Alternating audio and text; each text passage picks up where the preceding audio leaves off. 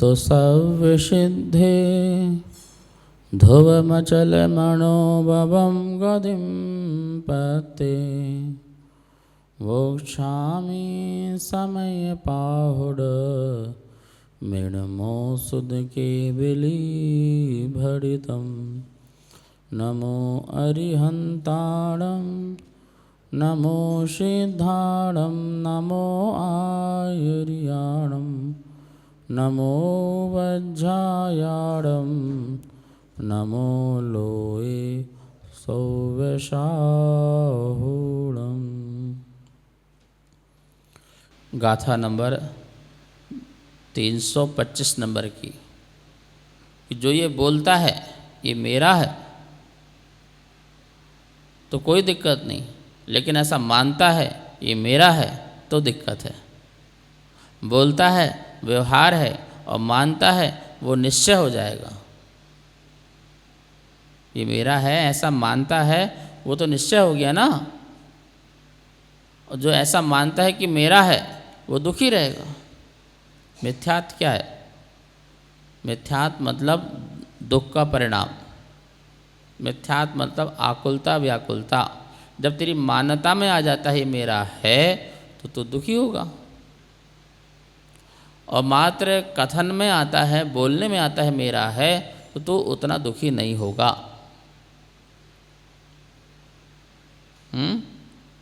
क्या नहीं होगा? दुखी नहीं होगा। भाई कोई पूछता ये कौन है? भाई ये मेरे पति हैं, ये मेरे बच्चे हैं, ये तेरा है? हाँ ये मेरा कमरा है, ये मेरे कपड़े हैं, मेरे आभूषण हैं। तो ये सामने वाले की जिज्ञासा को शांत करने मात्र के लिए मैंने बोला। ये उसके अंदर प्रश्न खड़ा हुआ और उसका मैंने उत्तर दिया, और उसने व्यवहारी प्रश्न किया था इसलिए मैंने जवाब भी व्यवहारी दिया।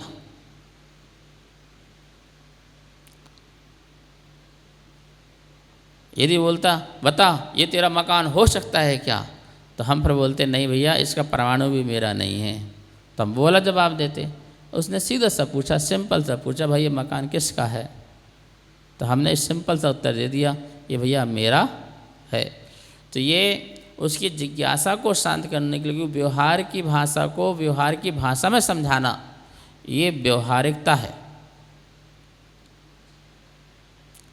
जो जिस भाषा में समझ रहा है उसको उसी भाषा में समझाना, ये व्यवहार है।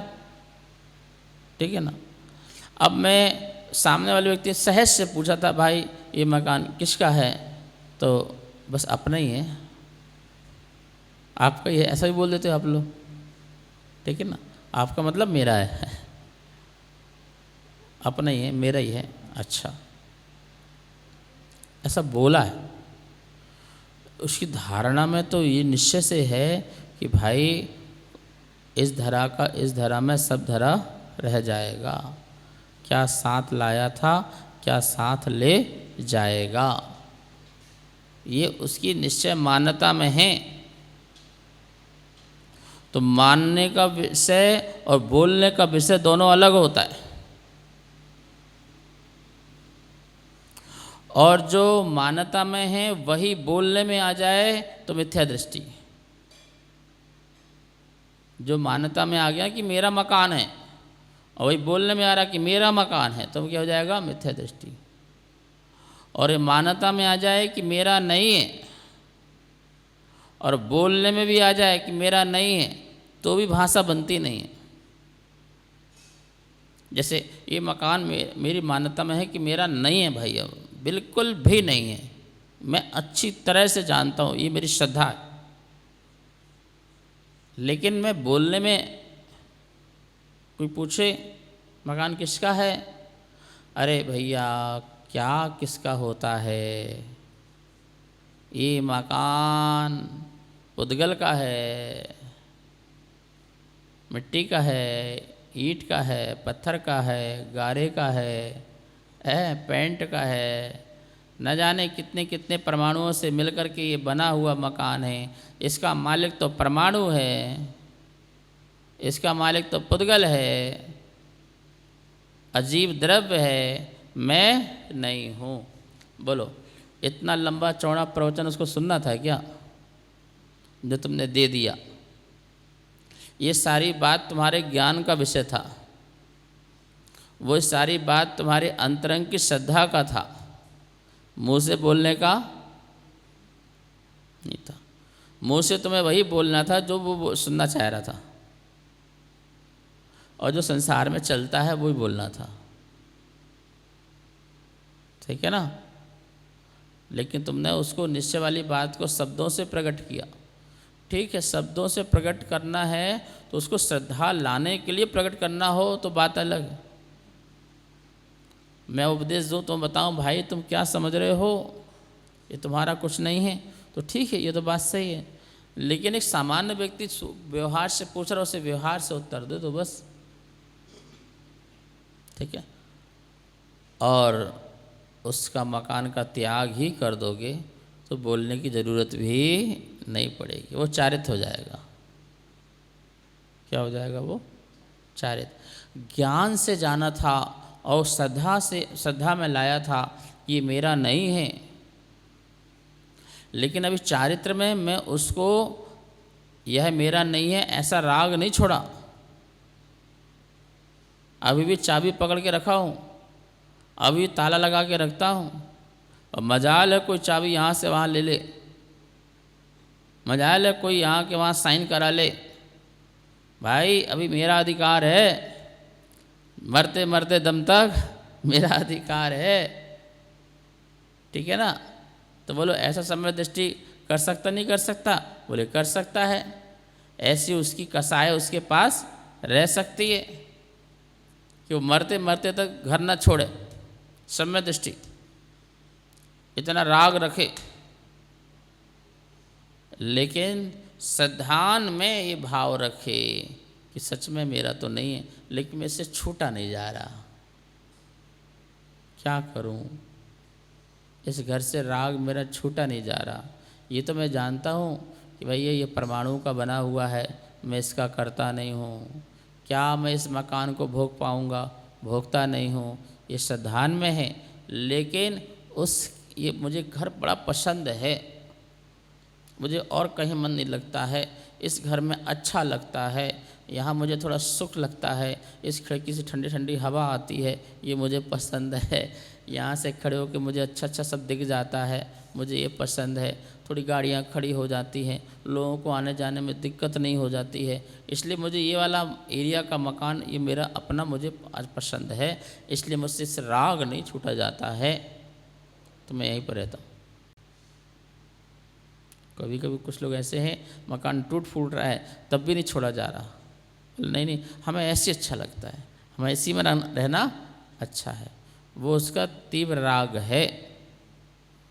पर उसे हम मिथ्या दृष्टि कहेंगे ऐसा नहीं, लेकिन श्रद्धान में भी आ जाए कि भैया ये तो मेरा ही है, मैं गया तो मैं मरा, मेरा जीवन अस्त व्यस्त हो जाएगा, इसके बिना तो मैं हो ही नहीं सकता हूँ, उसकी श्रद्धा में ऐसा आ गया तो मिथ्या दृष्टि हो गया।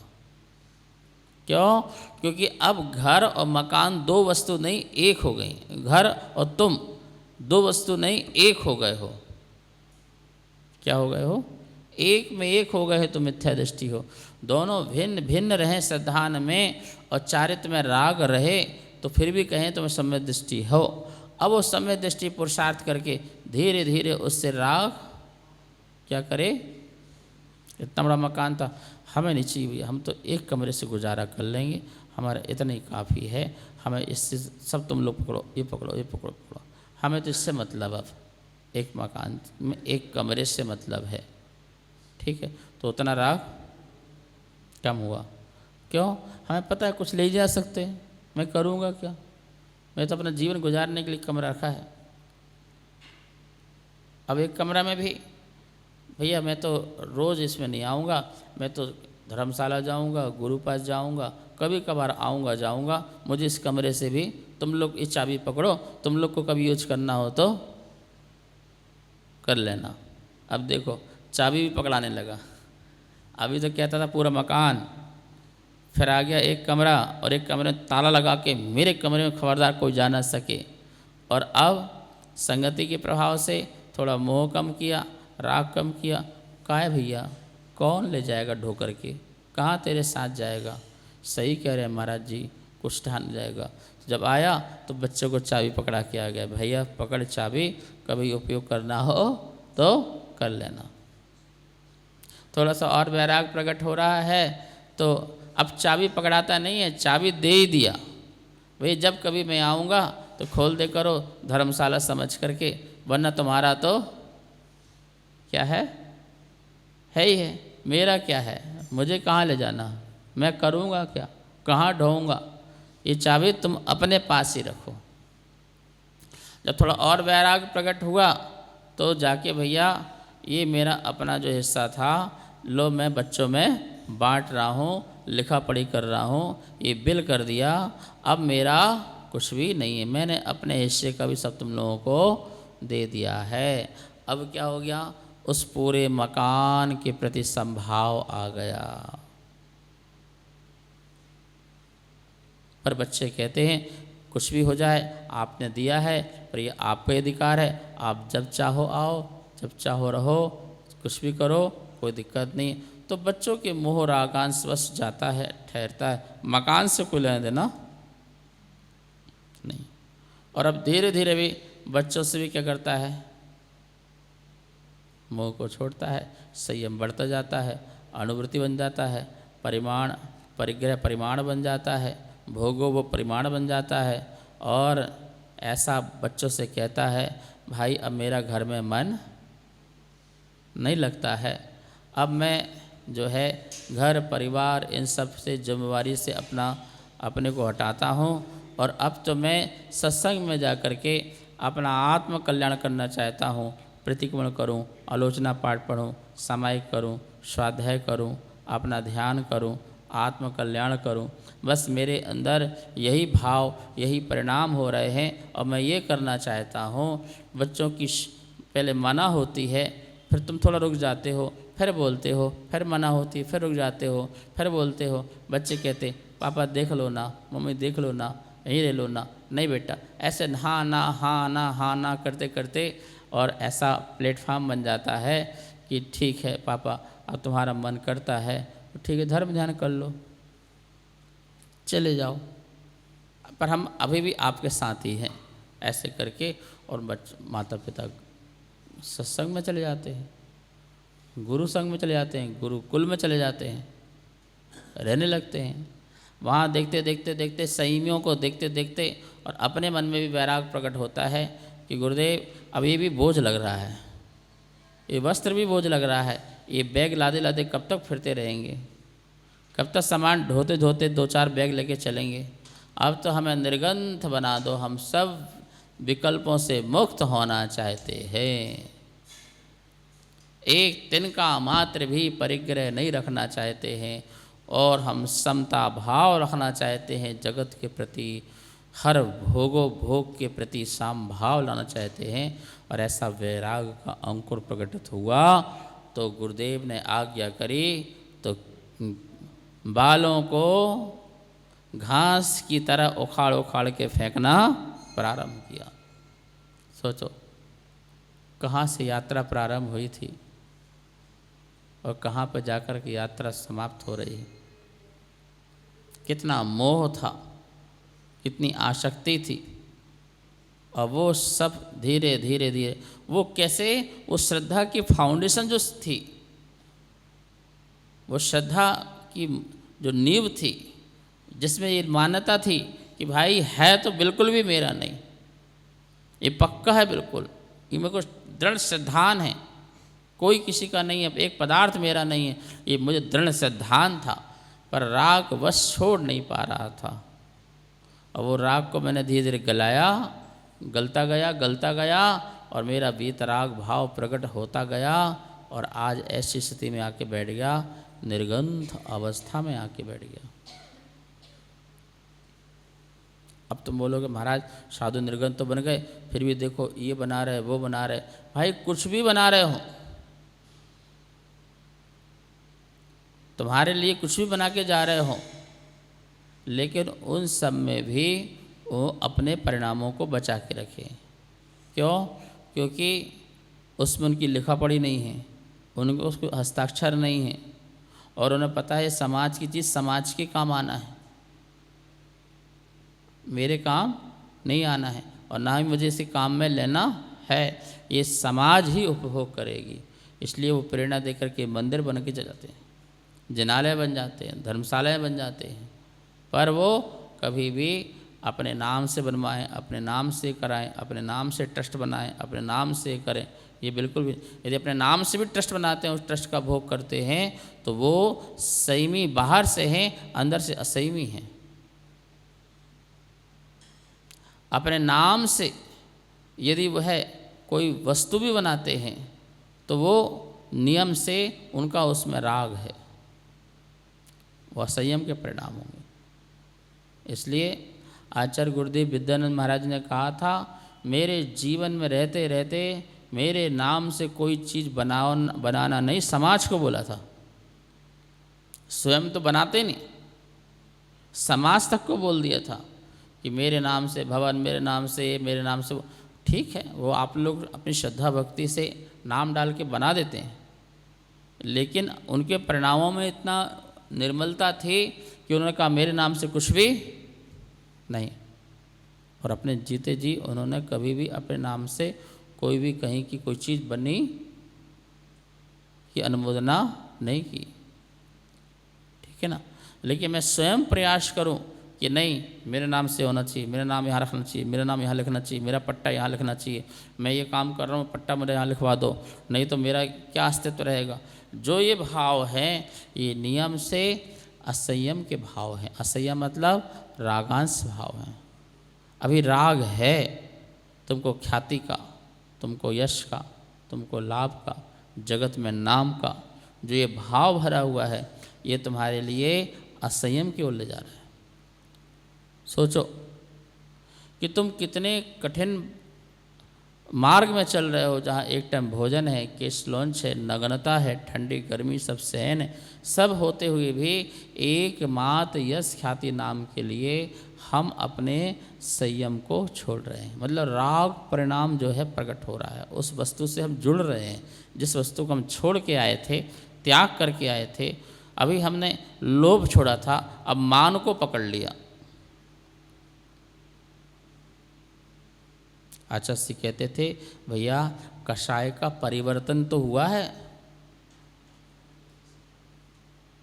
क्या हुआ है?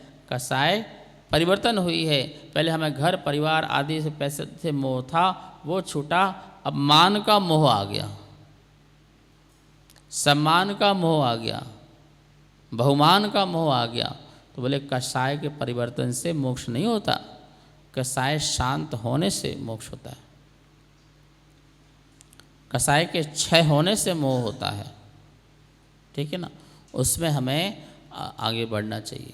यहाँ इतनी बढ़िया बात कह रहे हैं कि भाई जो तू ये कहता है ग्राम, ये देश, ये नगर, ये राष्ट्र मेरा है, वो कभी भी तेरा होता नहीं है, कभी जीव का होता नहीं है। ये सिर्फ तेरा मोह है जो ऐसा कहता है कि यह मेरा है। ये जीव का मोह है। ये क्या है? उस जीव का मोह है। ठीक है ना।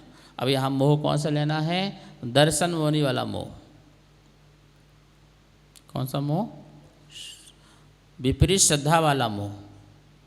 ये विपरीत श्रद्धा है, यह तेरा है। ये जब विपरीत श्रद्धा मिटती है तभी जाकर के हम सम्यक मार्ग में चल पाते हैं, सम्यक मार्ग में बढ़ पाते हैं। अब देखो आगे गाथा देखते हैं 326 नंबर की। एमेव मिच्छादिट्ठी नानी निसंशयम हवदि एषो जो परदब्बम मम इति जानन्तो अपयम कुड़दी। एमेव मिच्छदिट्ठी नानीनि संशयं हवदि एषो जो परदब्बं मम इति जानन्तो अपयं कुणदी। जो इस तरह जो पर द्रव्य मेरा, जान कर अपना कह रे, संशय नहीं वह ज्ञानी, मिथ्या दृष्टि ही है जानना। एमेव इसी प्रकार नानी ज्ञानी भी परद्रव्यम मम यदि जानंतो, परद्रव्य मेरा है ऐसा जानता हुआ उन्हें अपयम कुड़दि अपना करता है, ऐसो तो वह निसंशयम निसंदेह मिथ्या दिट्ठी मिथ्या दृष्टि हवदि होता है। अब ज्ञानी मिथ्या दृष्टि होता है, ये बात समझ में नहीं आती है। ज्ञानी कैसा मिथ्या दृष्टि है? ज्ञानी वो ज्ञानी नहीं कह रहे जिसको मात्र जानकार है, जिसको पता है, जिसको पता है कि ये वस्तु तेरी नहीं होती है, कभी नहीं होती है। अच्छा तो आप सब ज्ञानी हो कि नहीं? क्यों, आपको पता है मकान आपका होगा कभी? बोलो। अच्छा, आपकी भाषा में आप कुछ लेके आए थे, आप कुछ ले जाओगे, पक्का डन? तब तो ज्ञानी हो ना, आप तो ज्ञानी हो ना। जब आप इतनी बड़ी बात कह रहे हो कि महाराज जी क्या बात कर रहे हो, मैं एक सरसों का दाना भी लेके नहीं आया था, तो इतना बड़ा पहाड़ लेके कैसे जाऊंगा, इतना बड़ा महल लेके कैसे जाऊंगा? लाने में भी स्पेस नहीं है और जाने में भी स्पेस नहीं है। वहाँ पर एक तिनका मात्र भी आता नहीं है, जाता नहीं है। ये मैं डंकी की चोट में कह सकता हूँ, मैं दुनिया को बता सकता हूँ। तो बोलो, ये तो अज्ञानी मिथ्या दृष्टि को भी ये बात पता है कि ना साथ कुछ लाया था ना साथ। इस अपेक्षा तुम्हें ज्ञानी कह रहे हैं, क्या कह रहे हैं? इस अपेक्षा से हे ज्ञानी, भो ज्ञानी। और ऐसा ज्ञान होने के बाद भी कहे पर द्रव्य मेरा है, यह मेरा है, ऐसा वह मान्यता में रखता हो। ठीक है, साथ कुछ नहीं लाए थे महाराज, सोच लाएंगे, लेकिन है तो मेरा ही, है तो मेरा। मैं तो बिल्कुल अपने मम्मी पापा के बिना रह नहीं सकता, अपने मकान के बिना, अपने पैसे के बिना, अपने भोजन के बिना बिल्कुल एक क्षण भी नहीं रह सकता है। तो बिल्कुल मेरा ही है, मेरा ही अधिकार है, मेरा इसमें पूरी आत्मा जुड़ी हुई है। मैं बिल्कुल इससे भिन्न नहीं हूँ, बिल्कुल अलग नहीं हूँ, एक मैं एक हूँ, दूध पानी की तरह। महाराज जी मैं परिवार में घर में ऐसा हो गया हूँ, मैं बिल्कुल नहीं छोड़ सकता, क्योंकि ये तो मैं हूँ, तो ये दोनों अलग हो नहीं सकते। ऐसी जिसकी अंदर से कुश्रद्धा बैठी हुई है। अब बताओ, वो ज्ञानी को कह रहे हैं कि ये जानता हुआ भी, सत्य को जानता हुआ भी वह पर में एकत्व परिणाम रखा हुआ है। ऐसा जो जीव है वो बोले निसंशयम, निसंदेह, निसंशय, बोले इसमें कोई संशय नहीं है।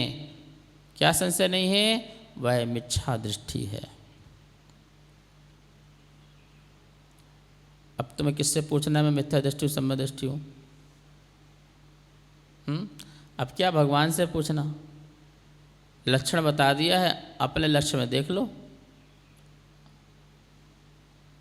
अब आपका क्या लक्षण है वो देख लो। बात तो बिल्कुल स्पष्ट हो गई ना कि मैं सही चीज़ को जानते हुए भी सही मान नहीं रहा हूँ, सही जानते हुए भी सही नहीं मान रहा हूँ, यही तो मिथ्यात्व है। और सही जानता हुआ सही मान जाऊं, छोड़ूंगा, ये बात की बात है, वो तो मेरे संयम की बात है, वो तो मेरे चारित्र की बात है। पर जो जान रहा हूँ, जो सही जान रहा हूँ, वह सही मान लूं।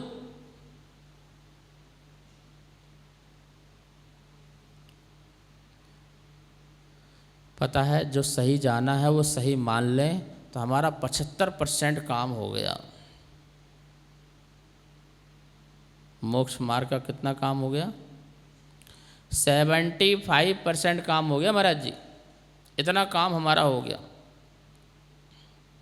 अब तो मात्र 25% काम है बस। जिस दिन दिमाग में चढ़ी, भूत सवार चढ़ा और घर परिवार एक क्षण में छोड़ा, कितना टाइम लगेगा? बिल्कुल नहीं, मैंने सोच लिया अब बिल्कुल नहीं, अब मैं छोड़ रहा हूँ। नहीं मिली वो काम बहुत छोटा सा है, वो बहुत छोटा सा काम है, छोड़ने में टाइम नहीं लगता है। मकान बनाने में समय लगता है, मकान को छोड़ने में कितना टाइम लगता है? कितना दिमाग लगाना पड़ता है मकान बनाने में और मकान छोड़ने में।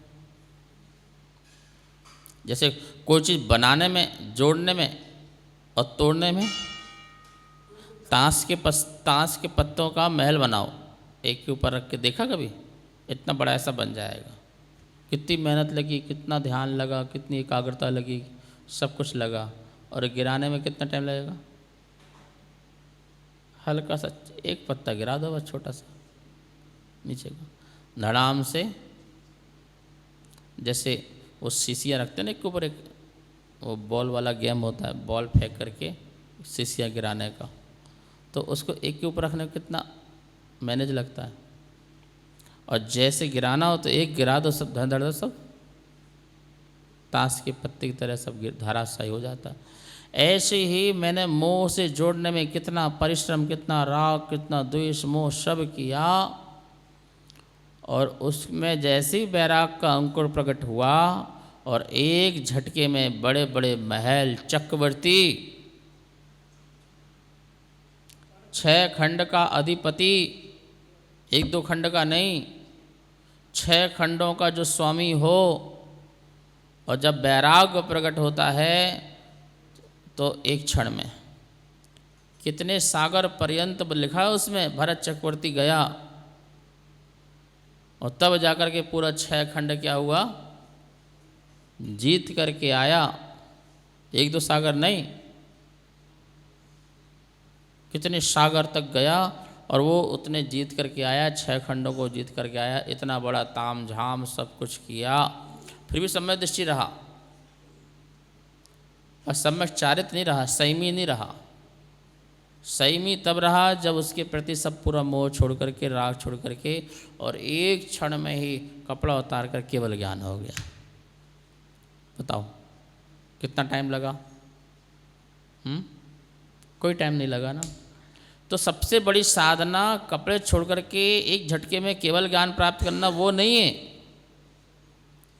सबसे बड़ी साधना ये है कि सबके बीच में रह करके श्रद्धा ये रहना कि भाई तेरा परमाणु मात्र भी तेरा नहीं था, नहीं है, नहीं रहेगा।